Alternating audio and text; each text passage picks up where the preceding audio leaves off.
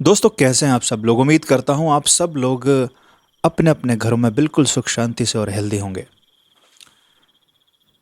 दोस्तों, धर्मपुर बेझा ये एक ऐसी जगह है जहां मैं आज तक आपको लेकर नहीं गया, लेकिन इस कहानी के माध्यम से अब मुझे यहाँ पर जाना पड़ रहा है। मैं बहुत ऐसी जगहों पर आप लोगों को लेकर जाता हूँ जहाँ पर आप शायद कभी जाने की सोचेंगे भी नहीं और कभी गए भी नहीं होंगे और कभी आपको उन जगहों के बारे में ज़्यादा पता भी नहीं होगा। लेकिन ये मेरी रिस्पॉन्सिबिलिटी बन जाती है as a social media influencer कि मैं आपको उन सब जगहों को दिखाऊं और वहाँ की सच्चाई बताऊं कि वहाँ पर एक्चुअली क्या हो रहा है। दोस्तों, लखीमपुर का नाम आप सब ने सुना होगा। हमारी बहुत कहानियों के अंदर लखीमपुर खीरी का नाम लिया जाता है, जो कि उत्तर प्रदेश के अंदर नेपाल बॉर्डर के पास एक ऐसी जगह है जो पीलीभीत टाइगर रिजर्व के साउथ में पड़ती है और दुधवा टाइगर रिजर्व भी बिल्कुल वहाँ से नज़दीक है। साथ ही नेपाल का बॉर्डर भी टच होता है। लखनऊ के ऊपर की तरफ, लखनऊ से अगर आप नॉर्थ की तरफ जाएंगे तो नॉर्थ दिशा में ये सारी की सारी जगहें आती हैं। और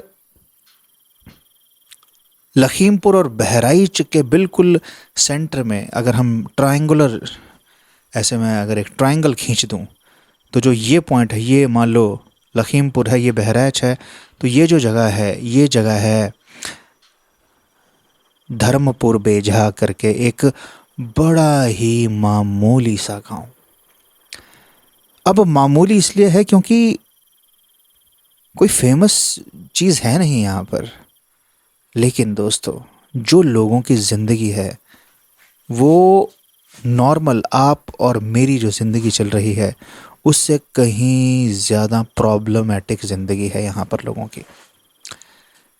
इसी धर्मपुर बेझा गांव के बिल्कुल साथ से घाघरा नदी बहती है और एक तरफ नेपाल का बॉर्डर पड़ता है, एक तरफ पीलीभीत टाइगर रिजर्व पड़ता है, दुधवा पड़ता है, कतरनिया घाट वाइल्ड लाइफ सेंचुरी पड़ती है। और इस प्रकार के जंगल जहाँ से कुछ कुछ किलोमीटर की दूरी पर हों, वो जगह कितनी खतरनाक होगी आपको पता ही है। इसी अ, धर्मपुर बेझा के अंदर ही ना एक परिवार रहता था जिसमें एक व्यक्ति था जो उनका वन ऑफ द मेन व्यक्ति था। लगभग 48 ईयर्स की उसकी एज थी, 48 और 50 के बीच में कहीं उसकी एज थी। नाम था दशरथ यादव। अब यादव जी को खेती का शौक था, मवेशी पालने का शौक था। कहानी बनी है 10 जुलाई 2026, लेकिन ये इतनी खौफनाक चीज़ है दोस्तों, जब आप सुनेंगे तो आपको पता चलेगा कि ये कहानी कैसे बन गई, कैसे घट गई। आज से 100 साल के बाद जब कोई ये कहानियाँ सुना रहा होगा तो ये बड़ी प्राचीन कहानियाँ लगेगी ना, कि 100 साल पहले दशरथ नाम का एक व्यक्ति रहता था। लेकिन अभी तो जो आप कहानी सुन रहे हैं, अभी आपको सुनने में लग रहा होगा कि बस 5 दिन पहले की ही तो बात है।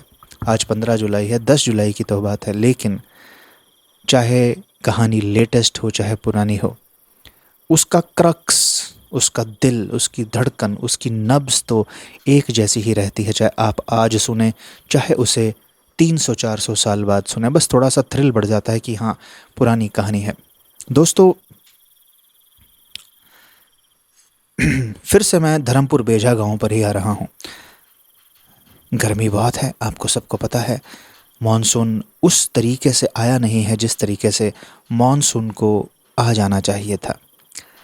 और इस गर्मी से जो है इंसान तो परेशान है ही, लेकिन जो जानवर है, जानवर हमसे ज़्यादा परेशान है, क्योंकि हम तो फिर भी कहीं पंखे के नीचे, कभी एसी के अंदर, कभी कुछ ठंडा खा लिया, ठंडा पी लिया, पानी पी लिया, नींबू पानी पी लिया, ये सब कर सकते हैं, दही खा ली, मट्ठा पी लिया। लेकिन जो जानवर है, जानवर के पास एक ही चीज़ है, कुदरत की दी हुई हवा और कुदरत के द्वारा दिया हुआ पानी, नमी, ठंडी जगह, छाया जहाँ पर वो बैठ सकता है।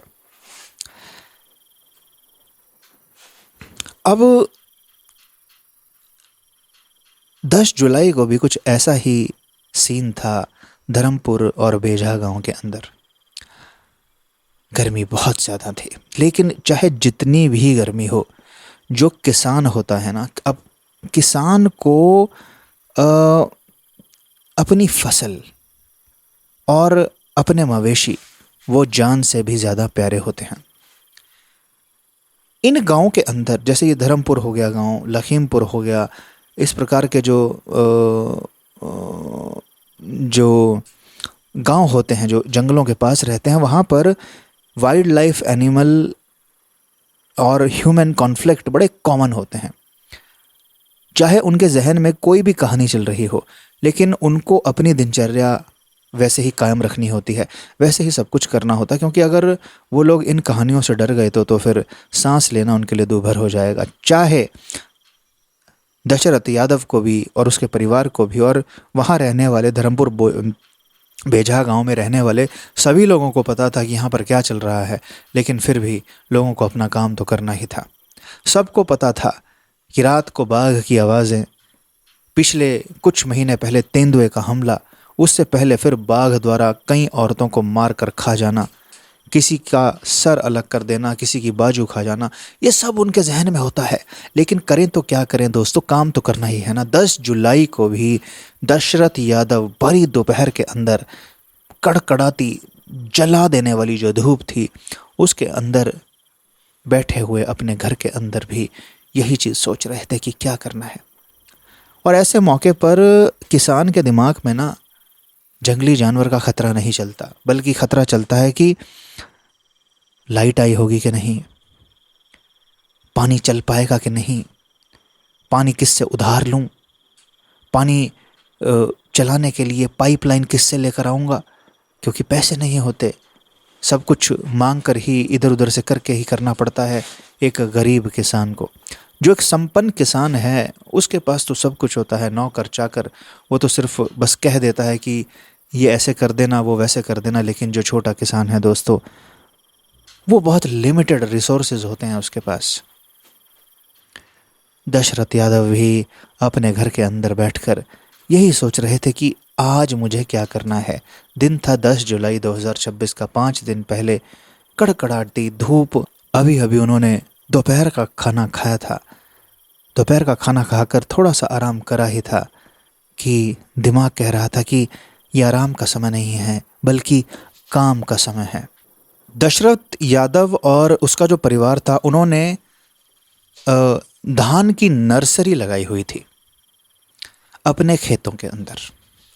और जो धान की नर्सरी होती है, या किसी भी चीज़ की जो नर्सरी होती है, उसे जंगली जानवरों से बचाकर रखना बड़ा ज़रूरी होता है। उसका कारण है कि पौधे नर्सरी में छोटे होते हैं। जंगली जानवर, जंगली सूअर, नील गाय, नॉर्मल कुत्ता या कोई भी बिल्ली, इस प्रकार के जानवर आकर छोटी नर्सरी को, छोटे पौधों की जो नर्सरी होती है, जो नर्सरी छोटे पौधों की ही होती है, उसे बर्बाद कर देते हैं। और एक किसान के लिए ये बहुत बड़ा घाटा साबित होता है, क्योंकि उसने बहुत मेहनत की होती है, जर्मिनेशन की होती है, साथ में फिर जो बीज होता है वो बड़ा महंगा लेकर आया होता है वो। तो अगर उसको कोई बचपन में ही ख़राब कर दे तो वो आगे पौधा नहीं बन पाता, ना ही वो नर्सरी बिकती है। दशरथ यादव को भी यही चिंता सताई जा रही थी कि यार, नर्सरी तो मैंने लगा ली है, लेकिन अगर उसकी देखभाल ढंग से नहीं हुई तो ये कैसे हो पाएगा। दोपहर के 2 बजे दोस्तों, दशरथ यादव अपने घर में लेटा हुआ यही सोच रहा था कि तभी उसके दिमाग ने कहा कि बस खेत में जाना है। इतनी गर्मी थी दोस्तों कि बाहर निकलना मुश्किल था, लेकिन दशरथ यादव ने अपना झोला उठाया, पानी की बोतल उठाई, और साथ ही ये सोचा कि जो मवेशी हैं उनको भी साथ ही ले चलता हूँ, फिर शाम को उनको घास, पत्तियाँ, चारा खिलाते हुए वापस गांव ले आऊँगा। नॉर्मल सा प्लान किया दशरथ यादव ने, और अपने परिवार वालों से कहा कि मैं जा रहा हूँ, शाम को चाय पीने के समय मैं आ जाऊँगा। किसी ने इस बात का ज़्यादा जवाब भी नहीं दिया। इस बात से सब लोग बहुत अनजान थे कि जो वो दशरथ यादव उस समय कह रहा था, वो उसके मुंह से निकले हुए शायद आखिरी बोल वो सुन पा रहे हैं। इसके बाद कभी भी उसकी आवाज़ नहीं सुनेंगे। इसीलिए मैं अपनी कहानियों के अंदर कई मॉरल चीज़ें भी बोलता रहता हूँ। मॉरल हो या कुछ इमोशनल चीज़ें भी कह देता हूँ जो जीवन की सच्चाई होती है। कभी भी आपके घर से आपका प्रिय कोई आपको बाय टाटा गुड बाय बोल कर जा रहा हो, तो उसको प्यार से भेजिए। थोड़ी देर तक देखते रहिए उसकी तरफ, प्यार से उसे भेजिए, क्योंकि पता नहीं समय का। आजकल बाहर जाने क्या क्या हो जाता है, लोग घर भी वापस नहीं आ पाते। ये एक सजेशन है, इससे ज़रूरी नहीं है कि कुछ गलत ही होगा, लेकिन इससे रिलेशन भी स्ट्रांग बनता है। तो इसलिए आप इस चीज़ का ध्यान रखिएगा। लोगों ने अनसुना कर दिया, कोई कच्ची पक्की नींद में था, दोपहर का समय था। दशरथ ने अपना सामान उठाया और दशरथ यादव अपने खेतों की तरफ चल दिया। अपने मवेशियों को हाँक रहा था। दोपहर का समय गांव और खेतों में सिर्फ बहने वाली जो लू होती है गर्मियों में, उसकी आवाज़ आती है, साएं साएं। बाकी कोई आवाज़ नहीं आती। सब कुछ शांत होता है, या फसल के लहलहाने की आवाज़ आती है। टटीरियाँ बोलती हैं। अब दशरथ यादव भी अपने खेतों में पहुंचा, जो उसके घर से लगभग 2-3 मील की दूरी पर थे। दोस्तों, अब वहां पर जो हुआ वो पहले मैं आपको बता दूंगा, लेकिन कोई भी मौजूद नहीं होता तो किसी को कैसे पता क्या हुआ। लेकिन बाद में पिक्चर क्लियर होती है, लेकिन वो बाद की बात मैं आपको पहले बताऊंगा। जब दशरथ वहां पर बैठा पहुंचा तो जंगल नज़दीक था। कतरनिया घाट का जो जंगल बिल्कुल नज़दीक था, उसके आसपास ही खेत थे। अब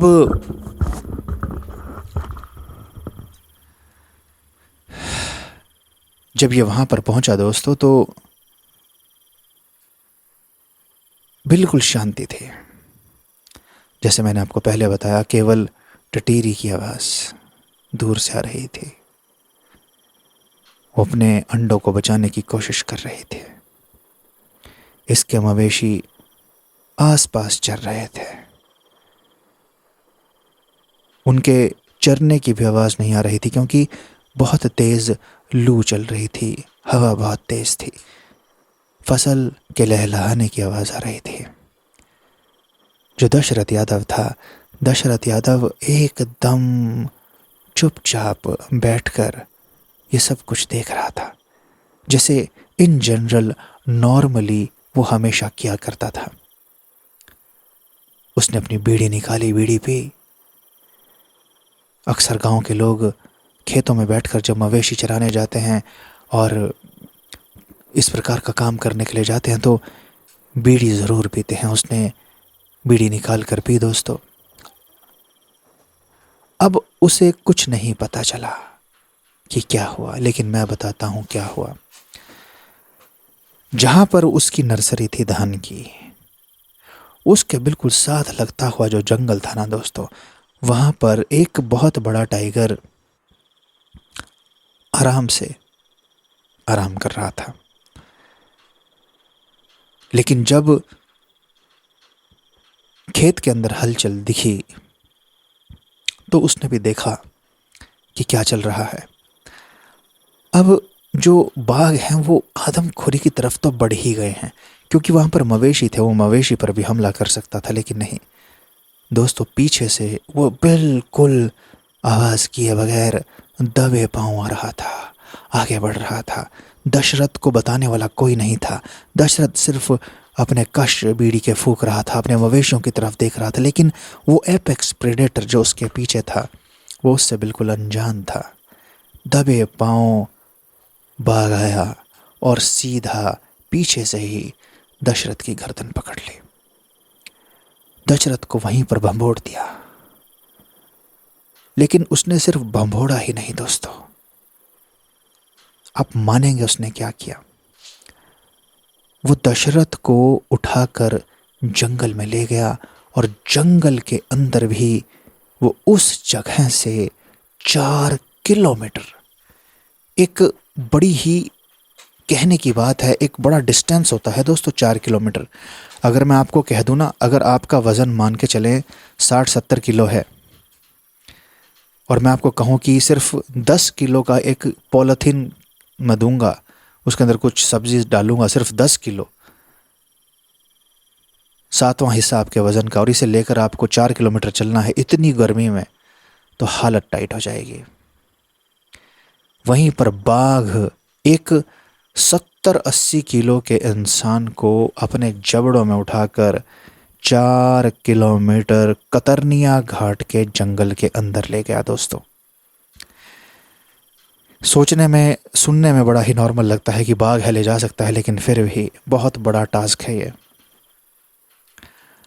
अब सिर्फ मवेशी अकेले रह गए थे। उनका ओनर दशरथ यादव तो बाघ के जबड़े के अंदर था, बाघ का शिकार हो चुका था, खत्म हो चुका था, दुनिया से जा चुका था दोस्तों। और बाघ उसको कहीं दूर जंगल में किसी बहुत बड़ी चट्टान, किसी पत्थर, किसी पेड़ के नीचे उसने जाकर उसे रख दिया। और उसके बाद उसने वो किया जिसके लिए उसने शिकार किया था। धीरे धीरे 3 बज गए, 4 बज गए, 5 बज गए, 6 बज गए। वो दशरथ यादव जो ये कहकर गया था कि शाम की चाय बनाकर रखना, मैं चाय पीऊँगा, और गांव में चाय 4-5 बजे पी ली जाती है, वो अभी तक शाम हो गई थी, अपने घर नहीं आया था दोस्तों। जब दिन ढलने लगा तो परिवार वालों की चिंता डबल ट्रिपल हो गई। हालांकि बहुत बार ऐसा हुआ था कि दशरथ यादव घर लेट आया था, पहले भी बहुत बार हुआ था। गांव के लोग अक्सर कई बार किसी से बात करने लग जाते हैं, बैठ जाते हैं, या लाइट कई बार ऊपर नीचे हो जाती है। लेकिन पता नहीं क्यों दशरथ यादव के घर के लोगों को कुछ अजीब लग रहा था कि सब कुछ तो ठीक है, लाइट भी टाइम पर आई थी, सब कुछ ठीक हो रहा था, लेकिन वो आया क्यों नहीं। कुछ देर और इंतज़ार करने का प्लान किया गया। अब दिन ढल चुका था और रात हो चुकी थी। अब तक तो ना तो मवेशी पहुंचे थे, ना दशरथ यादव पहुंचा था। ये एक बहुत बड़ी चिंता का विषय बन चुका था। जो घर के लोग थे उन्होंने यही प्लान किया कि चलो पुलिस थाने चलते हैं। अब वो लोग पुलिस थाने गए, वहाँ पर धर्मपुर बेझा के पास जो पुलिस थाना था वहाँ पर गए, और वहाँ जाकर जब उन्होंने वहाँ के पुलिस के व्यक्ति को ये सारी की सारी चीज़ बताई, तो उसे लगा कि ये कुछ फॉरेस्ट का मामला भी लगता है, क्योंकि इनके जो खेत थे वो फॉरेस्ट के बिल्कुल नज़दीक थे, कतरनिया घाट के जंगल के पास थे। तो उसने सीधा फॉरेस्ट वालों को फ़ोन किया। फॉरेस्ट वाले वहाँ पर पहुँचे लगभग 7-8 बजे दोस्तों। दशरथ यादव को ढूंढने के लिए एक जत्था उसके खेत पर पहुंचा। टॉर्चेस मारी गई, उसका नाम पुकारा गया, पैटर्न देखा गया, वहाँ पर कुछ भी नहीं मिला दोस्तों। जो फॉरेस्ट डिपार्टमेंट के लोग थे उनको समझ नहीं आ रहा था कि वो गया कहाँ। लेकिन अब एक चीज़ तो थोड़ी सी क्लियर हो ही गई थी कि फॉरेस्ट वालों को भी ये लग रहा था कि ये जो पूरा का पूरा माजरा है इसमें कोई ना कोई जंगली जानवर तो इन्वॉल्व है ही। तो उन्होंने अपने सर्च ऑपरेशन को थोड़ा और बढ़ाने का प्लान किया, एक्सटेंसिवली सर्च किया। और ठीक वहाँ से जहाँ पर ये अटैक हुआ था, जहाँ पर मतलब कि अटैक वहीं पर हुआ था, ऑब्वियसली उसके खेतों में ही, उस अटैक वाली जगह से 4 किलोमीटर दूर, जैसे मैंने आपको पहले बताया, पहली झलक दशरथ यादव के शरीर की मिली, जहाँ पर उसके धड़ से जो कमर से नीचे का हिस्सा था, जो जांघों का हिस्सा था, उसके कुछ टुकड़े उनको वहाँ पर मिले, फटे हुए कपड़े वहाँ पर मिले। और जब जाकर वहाँ पर अच्छे तरीके से टॉर्चेस वगैरह मारी गई दोस्तों, तो वहाँ पर दृश्य बेहद खतरनाक था।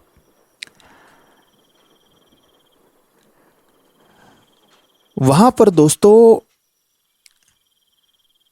दशरथ यादव का जो निचला हिस्सा था, कमर से नीचे का हिस्सा, वो लगभग टाइगर ने सारा का सारा खा लिया था। लोग गुस्से में आ गए। लोगों ने वन विभाग वालों को कहा कि ये क्या है। अब वन विभाग वाले, आप मानते हैं क्या कह रहे थे वहाँ पर? वन विभाग वाले कह रहे थे कि ये तो तेंदुआ है, तेंदुआ, देखो तेंदुए के निशान हैं, देखो वो भागा तेंदुआ, देखो हमने टॉर्च मारी। लेकिन जो गांव वाले वहाँ पर मौजूद थे दोस्तों, उन्होंने साफ कहा कि ये एक टाइगर का हमला है। अब ये एक बहुत बड़ा कॉन्फ्लिक्ट हो गया कि टाइगर है या तेंदुआ है। गांव वालों ने कहा कि ये बाघ है, टाइगर है, उसके पंजों का निशान देखो, मारने का तरीका देखो। और दशरथ यादव को मारने से पहले भी, कुछ दिन पहले ही, इन्हीं गांवों के आसपास बाघ आया था। बाघ ने लोगों को उठाने की कोशिश की थी, मवेशियों को मारने की कोशिश की थी सरेआम। लेकिन वन विभाग इस बात पर अड़ गया कि ये तो तेंदुआ है। चलो, गांव वाले दोस्तों, मैं आपको बता दूं, जो एरिया होता है ना गांव वालों का, उस एरिया की नॉलेज गांव वालों को फॉरेस्ट वालों से ज़्यादा होती है। गांव वालों को ये भी पता होता है कि कब बाघ आता है, कौन सा आता है, टाइगर आता है, तेंदुआ आता है। गांव वालों ने साफ साफ कहा कि ये एक टाइगर का हमला है। और परिस्थितियां भी ऐसा ही कह रही थी। 4 किलोमीटर दूर एक 60-70 किलोमीटर के, एक 60-70 किलो के व्यक्ति को उठाकर ले जाना, ये तेंदुए से ज़्यादा टाइगर अच्छे से कर सकता है। और जिस प्रकार से नीचे का हिस्सा खाया गया है, कमर से नीचे का हिस्सा, वो टाइगर का ही काम है दोस्तों। हाँ, एक चीज़ मैं और यहाँ पर क्लियर कर दूं, जब वहाँ पर लोग पहुँचे थे, टॉर्च वगैरह मार रहे थे, तो वहाँ पर उनको एक लेपर्ड भी दिखा था। लेकिन उस लेपर्ड को ही कातिल मान लेना ये सही नहीं था, क्योंकि टाइगर ने जब किल किया तो उसने अपना खाना, अपना हिस्सा खाया, उसे छोड़कर वो चला गया। हो सकता है वहाँ से कोई लेपर्ड क्रॉस हो रहा हो, उसे स्मेल आई हो और वो चेक करने के लिए गया हो कि चलो मैं भी देख लेता हूँ भाई, ताज़ा ही किल है, चख लेते हैं इसे भी। तो लेपर्ड वहाँ पर आ गया हो। लेकिन जो लोगों का कहना है, मैं लोगों के कहने पर ही जाता हूँ ज़्यादातर, मैं फॉरेस्ट वालों के कहने पर इतना नहीं जाता, क्योंकि वो मैनिपुलेटेड रहते हैं। फॉरेस्ट वाले ऊपर के लोगों से मैनिपुलेटेड रहते हैं और आसपास के लोगों से मैनिपुलेटेड रहते हैं। जो गांव के लोग होते हैं वो किसी चीज़ से मैनिपुलेशन नहीं होती उनकी, वो डायरेक्ट बोलते हैं। तो गांव वालों ने यही कहा कि ये एक बाघ है, एक टाइगर है, जो दशरथ यादव को 4 किलोमीटर दूर कतरनिया घाट के जंगल के अंदर लेकर चला गया। शव की हालत बहुत खराब थी दोस्तों, बहुत खराब, क्योंकि 4 किलोमीटर ले जाने में उसने कई बार उसे पकड़ा था, कई बार नीचे रखा था, और हर बार जब वो उसे पकड़ता था तो नए पंचर होल्स कर देता था उसके शरीर में। ग्रिप करने के लिए कई सारे पंचर होल्स उसके शरीर में मिले। कई इतने बड़े बड़े जो दांत थे, 2-2, 2.5 इंच के जो दांत होते हैं बाघ के, बहुत ज़्यादा हैवी दांत होते हैं टाइगर के दोस्तों, लोहा होता है।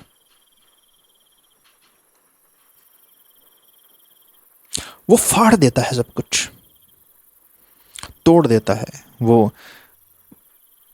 और जब खाल खींचता है तो अपनी जीभ से खाल भी खींच देता है। बॉडी को पोस्टमार्टम के लिए भेज दिया गया कि चलो बॉडी का पोस्टमार्टम हो जाएगा, देखते हैं कि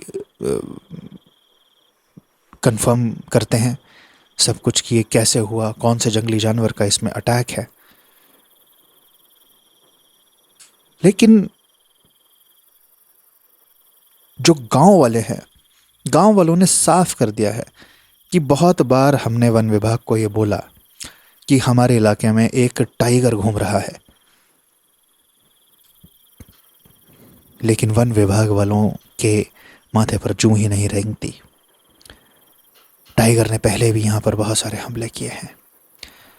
चीख पुकार मच गई थी दोस्तों। दशरथ यादव के घर में मातम का माहौल था। लोग चिल्ला रहे थे, चीख रहे थे, रो रहे थे। उसके यार दोस्त, मित्र, प्रेम प्यारे, बच्चे, उसकी पत्नी, उसकी माँ, सब मानो सब कुछ बर्बाद हो गया। पल भर में चिराग बुझ गया उस खानदान का, जो सारी रिस्पॉन्सिबिलिटीज लेता था। अकेला जंगल में चला जाता था, खेत में चला जाता था, जो डरता नहीं था, वो आज खत्म हो गया क्योंकि एक बाघ ने उसे मारकर खा लिया। ये सच्चाई है धर्मपुर बेझा जैसे गांवों की दोस्तों। सिर्फ ये एक इंसिडेंट नहीं है, बहुत सारी कहानियां हैं, अनगिनत कहानियां हैं जो इन इलाकों के अंदर बनी हैं दोस्तों। यहाँ के जो डीएफओ है ना, अपूर्वा दीक्षित का कहना है कि ये तेंदुआ है। गांव वालों का कहना है कि ये बाघ है, टाइगर है। कई लोगों ने बाघ की कॉलिंग सुनी है, कईयों ने उसे जंगल के आसपास देखा है, कईयों ने अपने खेतों से गुजरते हुए देखा है। लेकिन डीएफओ जो कि ऑफिस के अंदर बैठते हैं, ज़्यादातर उनको इतनी नॉलेज नहीं होती। मैं बता रहा हूँ आपको, जितनी नॉलेज उस खेत के किसान को होती है जो दिन रात वहाँ पर रहता है, रात में मचान बनाकर सोता है। वहाँ कोई फॉरेस्ट वाला नहीं होता तब। कई लोगों ने कहा है कि देखिए, जब हम मचान बनाकर ऊपर रात में सोते हैं तो हमें दूर दूर कई बार बाघ की आवाज़ें आती हैं। बाघ खेतों से गुजर रहा होता है, कई बार मचान के पास आ जाता है। हमें उसे लाइट मारनी पड़ती है, भगाना पड़ता है, पटाखे जलाने पड़ते हैं, कुछ करना पड़ता है। दोस्तों, ये बात फैक्ट है। फॉरेस्ट विभाग जो है, वन विभाग को जब यही नहीं पता कि कौन सा जानवर खेतों की तरफ आ रहा है, तो उसे क्या पता होगा।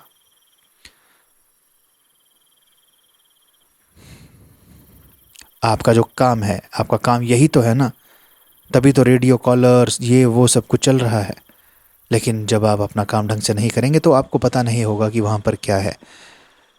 4 लाख रुपए फिलहाल दिए गए उनके परिवार को, दशरथ यादव के परिवार को। लेकिन जो परिवार के अंदर माहौल है दोस्तों, मातम का माहौल, ऐसे माहौल के अंदर ना 4 लाख, 10 लाख, 20 लाख ये चीज़ें मायने नहीं रखती। कुछ नहीं होते इतने पैसे, ये ख़त्म हो जाते हैं दोस्तों। लेकिन मायने क्या रखता है? मायने रखता है किसी इंसान का साथ रहना। That means a lot. किसी की बात सुनना, कोई बात करने के लिए हो, जब वो ज़िंदगी ही चली गई, वो इंसान ही ख़त्म हो गया, तो पैसे का क्या? पैसे भी ख़त्म हो जाएंगे। इंसान से बढ़कर थोड़ी ना होता है पैसा दोस्तों। लेकिन ये कुछ प्रोटोकॉल्स हैं जो फॉलो करते हैं वन विभाग के लोग, सब लोग फॉलो करते हैं। परंतु अगर हमने इतनी सारी बातें कर ली, लेकिन अब मैं उस इंस्टेंस के ऊपर आना चाहता हूँ जब ये चीज़ दशरथ यादव के साथ हुई होगी। और एक बात बताऊँ आपको, जब दशरथ यादव की फ़ोटोग्राफ आप देखेंगे, जो मैं अपने इंस्टाग्राम चैनल के ऊपर, व्हाट्सएप चैनल के ऊपर लगाऊंगा, तो आपको पता चल जाएगा कि ऐसा लग रहा है कि दशरथ यादव अभी कुछ बोलेगा।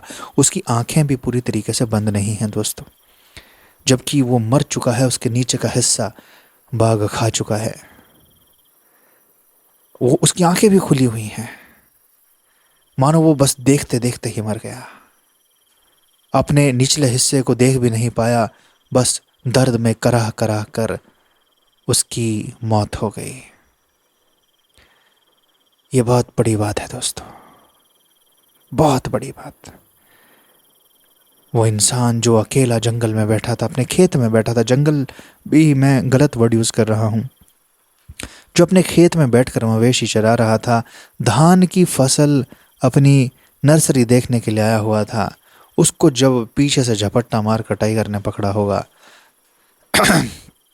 मौत 1 सेकंड में नहीं हो जाती, 4-5 सेकंड, 10 सेकंड तो लगे होंगे। छटपटाया तो होगा, तो क्या फील किया होगा ना उसने। इसीलिए कहता हूँ दोस्तों, अकेले मत जाएं अपने खेतों में, मत जाएं। चाहे आप, ठीक है मैंने मान लिया आप बहुत सालों से काम कर रहे हैं, लेकिन अब ट्रेंड चेंज हो गया है, छोड़ दीजिए। अब कुछ हो गया है, सब हर जगह कुछ गर्मा गर्मी चल रही है, जानवरों को भी कुछ हो गया है, इंसानों के अंदर भी बहुत हाइपरनेस आ गई है। मत जाइए ना, अपने घरों से जंगल के आसपास निकलिए, और जब आप अपनी गाड़ी में भी जा रहे होते हैं तो किसी से लड़ाई झगड़ा भी मत कीजिए। लोग ऐसे ही आजकल गोली चला देते हैं। ये एक सलाह है। हर जगह जंगल बन गया है, कहीं कहीं बंदूकों का जंगल है, कहीं पर बाघों का जंगल है, कहीं पर बाघ मार रहा है, कहीं पर इंसान खुद ही एक दूसरे को मारे जा रहा है। शांत रहिए बस। ये सोचिए कि अगर कोई काम शांति से हो सकता है तो उसे कर लिया जाए। और जो भी मेरे भाई बहन बंधु जंगल के पास रहते हैं, आप प्लीज़ ऑड टाइमिंग्स पे अगर जा रहे हैं तो प्लीज़ 4-5 लोग साथ में जाएं। और ऑड टाइमिंग्स हो या ना हो यार, 2-2:30 बजे कोई ऑड टाइमिंग थोड़ी ना है। ऑड टाइमिंग तो रात को या सुबह होती है। तो अगर 2-2:30 बजे भी अगर आप जा रहे हैं तो अपने साथ भाई बंधु, लाठी डंडा, कुल्हाड़ी, आरी, कुछ चाकू खुखरी कुछ साथ रखें, ताकि उसी मौके पर भी। और ये पेपर स्प्रे, मैं बार बार आपको कहता हूँ पेपर स्प्रे अपने साथ रखा कीजिए, क्योंकि अगर भाग के भी आंखों में आप मारेंगे तो वो भी हटेगा, उसे भी लगेगा कि ये क्या हो गया, अंधा होगा वो भी। इसे रखिए, जेब में आ जाता है, इसको खरीदिए, जहाँ मर्जी से लाइए, रखिए, कुछ भी कीजिए, परंतु ये चीज़ें रखिए अपने पास। अपनी सेफ्टी, अपनी सिक्योरिटी खुद कीजिए दोस्तों। दशरथ यादव तो चले गए, और जाने कितने लोग दोस्तों जा चुके हैं, कितनी कहानियां हम सुन चुके हैं, मैं आपको सुना चुका हूं। हर बार मैं एक ही बात बार बार कहता हूं कि अकेले मत जाइए, अपनी पीठ को जंगल की तरफ करके मत बैठिए। अगर बैठना ही है तो बिल्कुल बीच खेत में बैठ जाइए, ताकि चारों तरफ आप नज़र मारते रहें। चारों तरफ आप कोई चीज़ आ रही हो तो आपको पहले पता चल जाएगा, अपने आप को प्रिपेयर कर लोगे, लाठी डंडा कुल्हाड़ी कुछ उठा लोगे हाथ में, मिट्टी ही उठाकर डाल दोगे उसकी आंखों में, कुछ तो कर लोगे। लेकिन लोग नहीं सुनते। लोग क्या करेंगे, जाकर किसी पेड़ के नीचे छाँव में बैठेंगे, पीछे भी छाँव होगी, झाड़ियाँ होंगी, वहीं पर बैठ जाएंगे। वहाँ पर फिर आप भगवान भरोसे होते हैं। आपको अगर ऐसी जगह जाना ही होता है तो वहाँ पर छोटी मचान बना लें, मचान के ऊपर जाकर बैठें। 2-3 घंटे लग जाएंगे आपके मचान बनाने में। 4 बांस खड़े करिए, ऊपर एक प्लेटफॉर्म बनाइए, ऊपर छतरी लगाइए, पराली रखिए, बन गई आपकी मचान। वहाँ पर आप जाकर बैठिए। मवेशी चर रहे हैं तो चरने दो उनको, अपनी ज़िंदगी तो बचाइए कम से कम दोस्तों। बस मैं यही कहूँगा कि आप लोग अपना सब ख्याल रखिएगा। जितने मेरे भाई बंधु जंगलों के आसपास रहते हैं वो अपना ख्याल रखिए। और सबसे ज़रूरी चीज़, अपने चैनल से ऐसे ही प्यार करते रहिए। गुड नाइट, शब खैर एंड शुभ रात्रि।